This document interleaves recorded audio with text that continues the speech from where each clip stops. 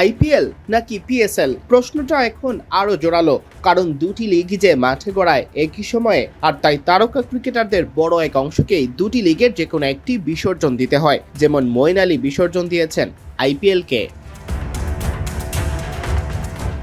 Indian premier লিগকে না বলে মঈন বেছে নিয়েছেন পাকিস্তান সুপার লিগকে, যেখানে তিনি খেলছেন করাচি কিংসের হয়ে।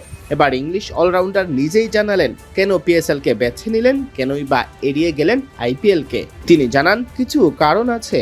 এখন আমার বয়স 38, এখনও খেলতে চাই, ভালো পারফর্ম করতে চাই এবং যতটা সম্ভব আমার ক্যারিয়ারটা দীর্ঘ করতে চাই। করাচি আমার এখানে আসার সিদ্ধান্তে বড় একটা ভূমিকা রেখেছে।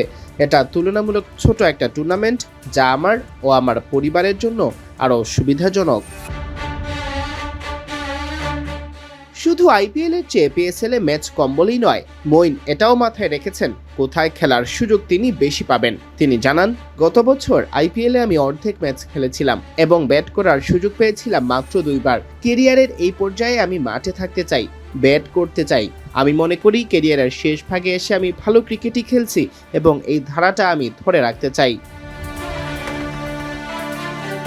তবে পিএসএলেও চাইলেই একাদশে থাকা যায়, বিষয়টি আবার এমন নয়। মঈন জানালেন, কোথাওই আপনার জায়গা নিশ্চিত নয়, এখানেও না। তবে আমি শুধু আমার ক্রিকেটটা যতটা সম্ভব উপভোগ করতে চাই। আমি সবসময় পিএসএল এ খেলার অভিজ্ঞতা নিতে চেয়েছি, কিন্তু দুর্ভাগ্যবশত এটি আইপিএল এর সঙ্গে সময়সূচিতে কিছুটা মিলে যায়।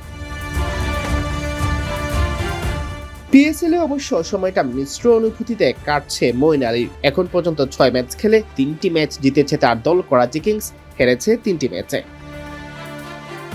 সিয়াম চৌধুরী, বিডি ক্রিক টাইম।